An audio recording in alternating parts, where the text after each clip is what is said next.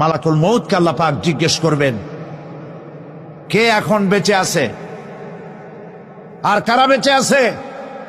তিনি বলবেন, হযরতে জিবরাইল, হযরতে মিকাইল, হযরতে ইসরাফিল। আল্লাহ পাক নির্দেশ করবেন, এদের জান কবজ করো। ইসরাফিল, মিকাইল জান কবজ হবে।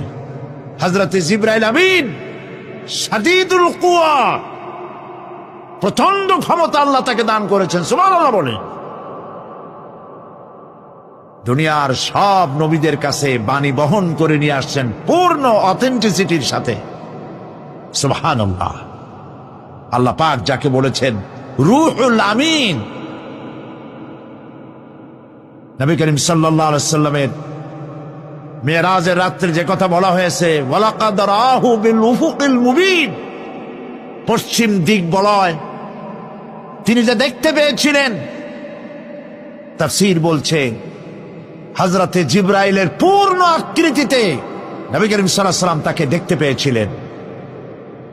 হযরতে জিবরাইল যখন দুনিয়া আসেন, কোন কোন কিতাবে লেখা হয়েছে 600 ডানা আছে, তা 2 ঝাপটায় আকাশ থেকে জমিনে চলে আসেন, সুবহানাল্লাহ। হযরতে জিবরাইলকে আল্লাহ পাক বলবেন তাকে মওত দাও, হযরতে জিবরাইলও বিদায় হয়ে যাবে। আল্লাহ প্রশ্ন করবেন, এখন আর কে বাকি?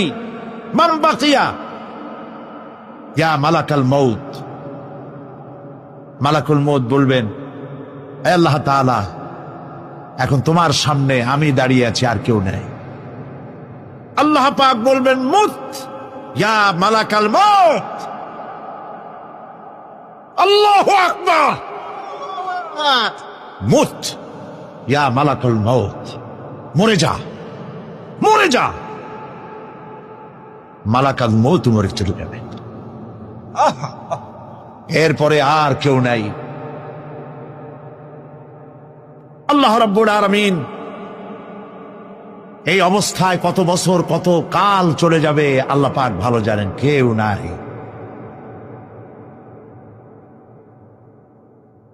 আজকের রাজত্ব কার? আল্লাহ প্রশ্ন করবেন, আজকের রাজত্ব কার?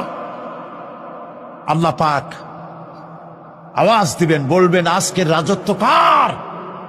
কোন জবাব নাই, আকাশের নাই, জমিনের নাই, আকাশও তো নাই, কারো কোনো জবাব নাই। আল্লাহ পাক বলবেন, লিল্লাহি ওয়াহিদুল কাহ্হার। আজ একমাত্র রাজত্ব হচ্ছে পরাক্রমশালী আল্লাহ রাব্বুল আলামিনের। আল্লাহ পাক বলবেন, ইয়া দুনিয়া আইনা শাজারুকি, হে পৃথিবী তোর গাছগুলা কই?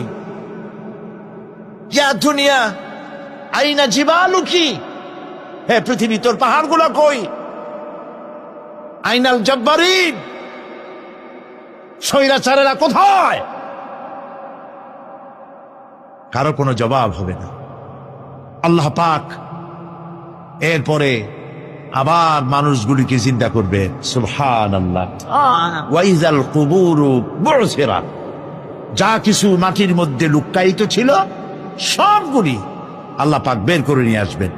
হাসরের ময়দান হবে, উপস্থিত হবে সমস্ত মানুষ, কেউ পলায় থাকতে পারবে না কোথাও। কুমিরে যারে খাইছে, বাঘে যারে খেয়েছে, আগুনে যারে পোড়াইছে, পানিতে যে পচে গেছে, পোকামাকড়ে যারা খেয়েছে, কোনো পথ নাই। সবাই আল্লাহর দরবারে উঠবে, পায়ে জুতা নাই, মাথায় কাপড় নাই, পরনে কোনো কাপড় চোপড় নাই, উলঙ্গ উলঙ্গিনী। উম্মুল মুমিনিন হযরতে আয়েশা সিদ্দিকা রাদিয়াল্লাহু তাআলা আনহা, নবী করিম সাল্লাল্লাহু আলাইহি ওয়াসাল্লামের জবান মোবারকে এটা শুনে কেঁদে ফেললেন, বললেন, ইয়া রাসূলুল্লাহ, আমারও কি সেই অবস্থা হবে? তিনি বললেন, হ্যাঁ। উম্মুল মুমিনিন বললেন, ইয়া রাসূলুল্লাহ, তখন কি আমার শরম হবে না? আল্লাহর নবী বললেন, কিয়ামতের এই বিভীষিকাময় দৃশ্য দেখে মানুষ মানুষের দিকে তাকাবার কোনো হুঁশ থাকবে না। সব মানুষ উপরের দিকে তাকায় থাকবে, নিচে তাকাবার কারো কোনো ক্ষমতা থাকবে না। মানুষ অস্থির হয়ে যাবে। সেই হাসরের ময়দান, বিচারক আল্লাহ রাব্বুল আলামিন প্রত্যেকটি মানুষকে তার কৃতকর্মের জন্য হিসাব দিতে হবে। আল্লাহ রাব্বুল আলামিন বলেন, পরকালীন জীবনের ব্যবস্থাপনাটা কেমনে হবে শোনো। ইন্নাস সামআ ওয়াল বাসারা ওয়াল ফুআদা কুল্লু উলাইকা কানা আনহু মাসউলা। কিয়ামতের দিন প্রত্যেকটি মানুষকে তার শ্রবণ সম্পর্কে, তার দৃষ্টি সম্পর্কে, আর অন্তঃকরণের কল্পনা সম্পর্কে প্রত্যেকটি ব্যাপারে আল্লাহ পাক জিজ্ঞাসা করবেন। কান দিয়েছিলাম, কি শুনেছ? যা শুনছ তা আমল করেছ কিনা? আমার নিষেধ করা জিনিসগুলি শুনছ নাকি? কানের জবাব দিতে হবে। কান আল্লাহ পাক দিয়েছেন, সুবহানাল্লাহ। আল্লাহ পাক দিয়েছেন কান। এই কান দুটো যার নাই, কান আছে শুনতে পায় না, কত বড় কষ্টে আছে সে। মানুষে চিল্লায় কথা কয়, সে বুঝেই না। আছে না এমন? এই কানের সম্পর্কে প্রশ্ন করা হবে, শ্রবণ সম্পর্কে, দর্শন সম্পর্কে প্রশ্ন করা হবে। যা দেখতে নিষেধ করেছি সেগুলো দেখছো নাকি? এর শুকরিয়া আদায় করেছো নাকি? দুটি চোখ, এর শকর আদায় করা কি সম্ভব ভাই? আদায় করা সম্ভব? এই দুটি চোখ যদি না থাকতো, আমার গর্ভধারিণী মাকে দেখতে পারতাম না।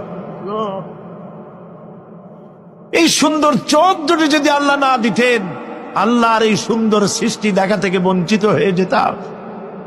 আল্লাহকে বলি, মনির, হে বিশাল আকাশের মালিক, তুমি দয়া করে না চাইতে আমাদের শরীরে যা দিছো নিয়ামত, মৃত্যুর আগে ছিনায় নিও না। দুটি চোখের শকর আদায় করতে পারবো না। চোখের মধ্যে পানি আছে, কান্নার পানি না, সবসময় চোখে পানি আছে। চোখে আমরা পলক দেই না? কত কুদরত আল্লাহ পাকে। এই পৃথিবীতে দিনে রাতে অসংখ্য পলুয়েশন, রোগ জীবাণু সমানে উঠতেছে। এখন যদি মাইক্রোস্কোপ যন্ত্র এখানে থাকতো, তাহলে দেখতেন এই পরিবেশটা কত দূষিত।